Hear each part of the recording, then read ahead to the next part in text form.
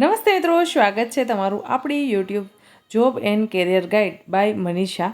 મિત્રો, આપણી YouTube channel પર તમને સરકારી નોકરી, પ્રાઇવેટ નોકરી તથા ગુજરાત સરકાર દ્વારા આયોજિત વિવિધ જિલ્લાઓના ભરતી મેળા વિશેની માહિતી અપલોડ કરીશું તથા ગુજરાત સરકાર દ્વારા વિવિધ યોજનાઓ જે સરકારશ્રી દ્વારા છે એ બહાર પાડવામાં આવેલી હોય છે તેની કંઈ પણ જો નવી અપડેટ્સ આવે અથવા તો કોઈ નોકરીની જાહેરાત આવે તો તેના વિડીયો આપણી યુટ્યુબ ચેનલ પર આપણે સમયાંતરે અપલોડ કરતા હોઈએ છીએ।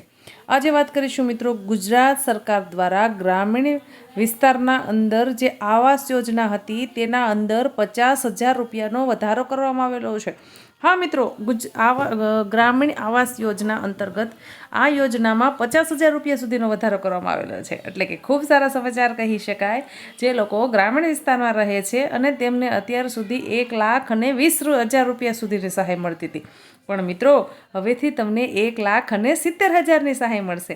તો ચાલો મેળવી લઈએ તેના વિશે વિગતવાર માહિતી। તે પહેલાં હું આપને વિનંતી કરીશ, જો હજી સુધી તમે આપણી આ રત્નોતર યુટ્યુબ ચેનલને સબસ્ક્રાઈબ નથી કરી તો ભાઈ રાહ શેની જુઓ છો, ફટાફટથી ચેનલને કરો સબસ્ક્રાઈબ, જેથી કરી અને જ્યારે પણ આપણો વિડીયો અપલોડ થઈ જાય ત્યારે સૌપ્રથમ તમને તેની નોટિફિકેશન આવી રહે।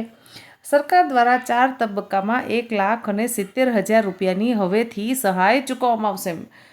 ગ્રામીણ આવાસ યોજના માટે હવેથી 50,000 રૂપિયાની સહાયનો વધારો કરવામાં આવ્યો છે। મુખ્યમંત્રી ભૂપેન્દ્ર પટેલ સાહેબ દ્વારા આ નિર્ણય કરવામાં આવેલો છે। પ્રધાનમંત્રી આવાસ યોજના હેઠળ ગ્રામ્ય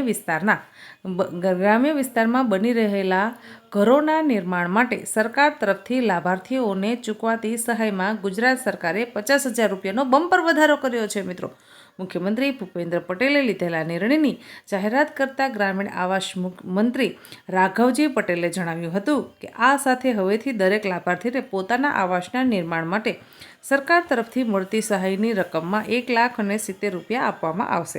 આ સહાયની રકમ લાભાર્થીને 4 તબક્કામાં ચૂકવવામાં આવશે। વધારાની આ સહાય યોજના માટે ચાલુ વર્ષના બજેટમાં સરકારે 1,10,000 લાભાર્થીઓ માટે વધારાની 550 કરોડ રૂપિયાની જોગવાઈની જાહેરાત કરી છે।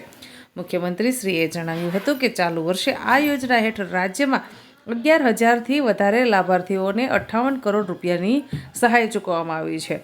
આ સહાયની ચૂકવણી અત્યાર સુધીમાં 1,20,000 રૂપિયાની રકમથી કરવામાં આવતી હતી, જે 3 હપ્તામાં ચૂકવાતી હતી।